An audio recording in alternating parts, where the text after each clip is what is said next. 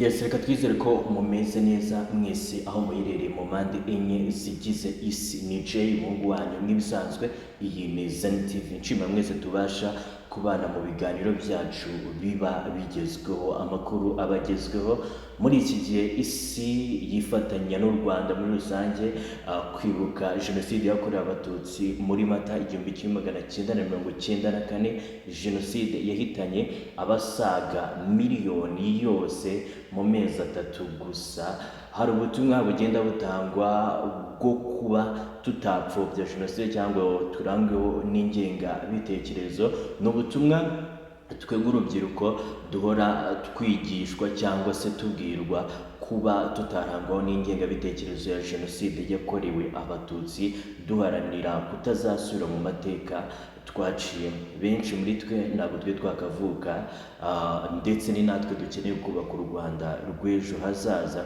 Rero ntabwo dushobora kubaka u Rwanda rw'ejo hazaza mu gihe muri twarangwamo n'ingenga bitekerezo. Turi mu gihugu gitekanye ndetse turi mu gihugu gituje, ariko kugira ngo bikomeze dusabwa kuba twabigiramo uruhare. Ni muri ubwo buryo nk'urubyiruko twese dufatanyirije hamwe dukwiye kubaka u Rwanda rwacu rukaba rwiza kurushaho.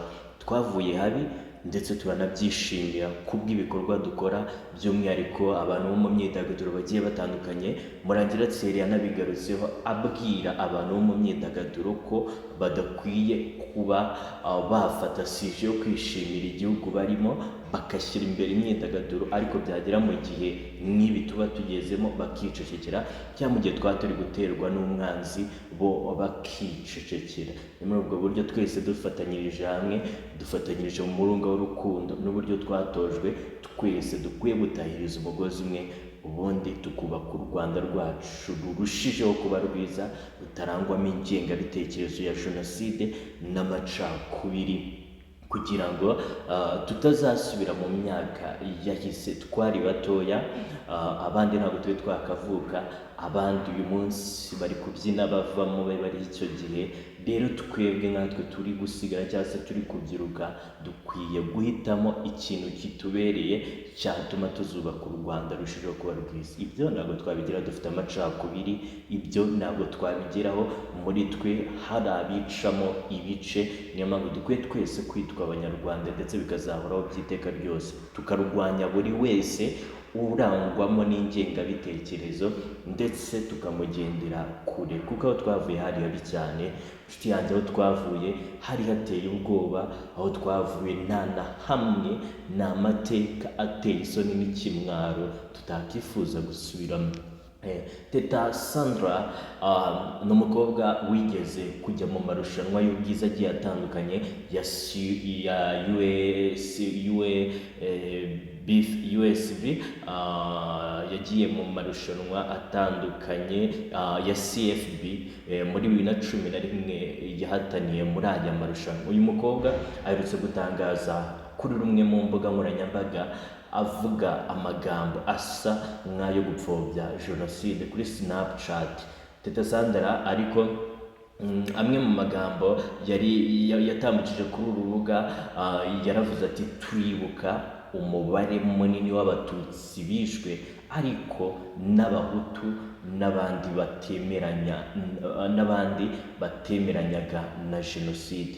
Yacishijeho ubwo butumwa, turibuka umubare munini w'abatutsi bishwe muri jenoside, ariko n'abahutu n'abandi batemeranyaga na jenoside. Ibi mu mategeko y'u Rwanda cyangwa se mu buryo tuzi ko jenoside ari yakorewe abatutsi muri Mata 1994 bigaragara nko gupfobya jenoside, ndetse ubikoze ntuzi icyo abagambiriye, kuko aba ari kugabanya ubukana bwa jenoside yakorewe abatutsi muri Mata mu mwaka w'1994.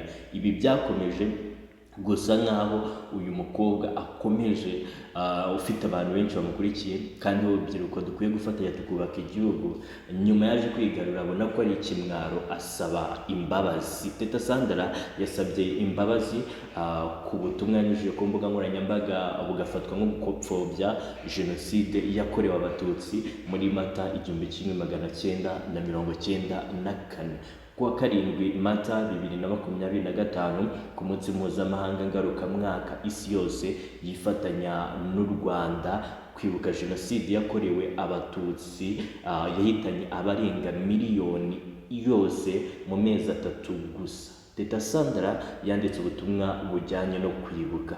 Muri ubu butumwa yanyujije kuri Snapchat, uyu mugore wa Wiseri hari aho yagize ati turibuka umubare munini w'abatutsi bishwe ariko n'abahutu n'abandi batemeranyaga na jenoside. Iyi mvugo ya Teta witabiriye amarushanwa y'ubwiza atandukanye mu Rwanda yafashwe na benshi nko gupfobya jenoside yakorewe abatutsi. Umuvugizi wa RIB Dr Murangira Thierry yabwiye Imvaho Nshya ko umuntu asesenguye ibyo Teta yashyize ku mbuga nkoranyambaga ze akareba ibyo amategeko ateganya cyangwa se bigaragara ko yarenze ku by'itegeko rivuga cyangwa se riteganya. Ati jenoside yakorewe abatutsi kandi niyo yibukwa, naho kongeraho ibindi ni ukunyuranya n'ingingo ya 5 y'iryo tegeko navuze. Kuwa 8 Mata umwaka wa 2025 Teta yisubiyeho asaba imbabazi ku nyandiko yanditse ku bijyanye no kwibuka jenoside yakorewe abatutsi. Ati ndasaba imbabazi ku butumwa bwabanje bujyanye no kwibuka jenoside yakorewe abatutsi mu mwaka wa 1994 mu Rwanda. Nabukuye ku rubuga cyangwa se website runaka, icyakora nifatanyije n'abanyarwanda bose. Jenoside yakorewe abatutsi mu mwaka wa 1994 ntizongera ukundi. Kuwa 7 Mata 2025 Dr Murangira Thierry kandi yasabye ibyamamare kutemera kuba barutemayeze ngo baryoherwe n'aho igihugu kigeze, bibagirwe aho cyavuye, nibarangiza bananirwe kurwanya ushaka gusubiza igihugu inyuma. Itegeko ryo muri 2018 ryerekanye n'icyaha cy'ingengabitekerezo ya jenoside n'ibyaha bifitanye isano nayo, rivuga ko guhakana bishingiye ku kuvuga cyangwa kugaragaza ko jenoside atari jenoside, kugoreka ukuri kuri jenoside ugamije gupfobya rubanda, kwemeza ko mu Rwanda habayeho jenoside ebyiri no kuvuga cyangwa kugaragaza ko jenoside itateguwe. Rikomeza bivuga ko gupfobya jenoside bigizwe no kugabanya uburemere cyangwa ingaruka za jenoside, koroshya uburyo jenoside yakozwemo no kugaragaza imibare itari yo y'abazize jenoside. Uhamijwe n'icyaha cyo gupfobya jenoside cyangwa kuyihakana kuri buri kimwe ahanishwa igifungo kitari munsi y'imyaka 5 ariko kitarenze imyaka 7 n'ihazabu y'amafaranga atari munsi y'ibihumbi 500 ariko atarenze na miliyoni y'amafaranga y'u Rwanda. Uhamijwe n'icyo cyaha cyo gupfobya jenoside ni bihano bimuhana. Teta Sandra twavugagaho yabaye igisonga cya Nyampinga wiyahoze ari CFB muri 2011, twigeze kubivugaho. Nyuma yerekeza mu mujyi wa Kampala aho yateguraga ibitaramo bitandukanye mu tubari dukomeye. Muri 2023 nibwo Teta Sandra yasubiye muri Uganda asanze Wiseri wari umugabo bari bamaze igihe batabana kubera ibibazo byarimo kuba uyu mugabo yaramukubitaga bikomeye. Yasubiye muri Uganda asanze Wiseri bari bamaze igihe batabana kubera ibibazo. Uyu munsi uyu Wiseri ari muri Uganda kuko yasubiye mu mwaka wa 2023, ariko uyu mugabo bari bamaze igihe batabana kubera uburyo yajyaga ngo amukubita bikomeye. Uyu munsi turi tariki 9 z'ukwezi kwa 4 umwaka wa 2025. Turi mu bihe bitoroshye ndetse bidasaba kujenjeka, bisaba cyane gutekereza aho twavuye n'aho dushaka kugana. Muri ibi bihe tugomba gutahiriza umugozi umwe, tukibuka abacu bazize jenoside yakorewe abatutsi muri Mata 1994. Zirakarengane zitari zifite icyo zagiye aho abasaza, abakecuru, abana, bato n'abakuze bose batikiriye muri ibi bintu bidakwitse, batikiriye muri iyi jenoside yakorewe abatutsi mu mwaka wa 1994.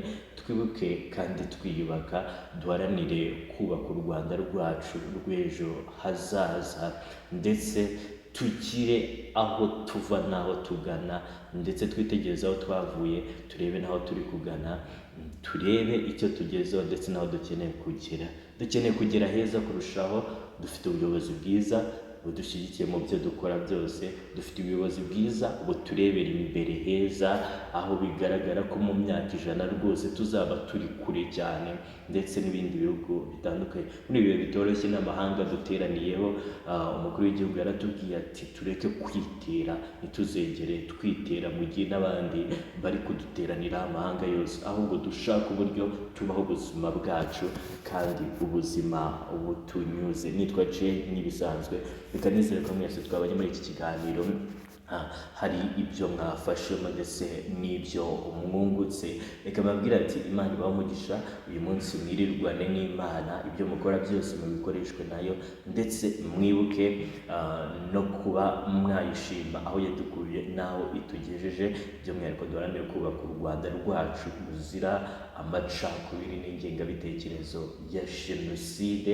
Duharanire kubaka u Rwanda rwacu, ndetse buri wese aharanire gusiga u Rwanda neza kuruta uko yarusanze, hataho tutazasubira mu bihe bibi twanyuzemo cyangwa se twaciyemo.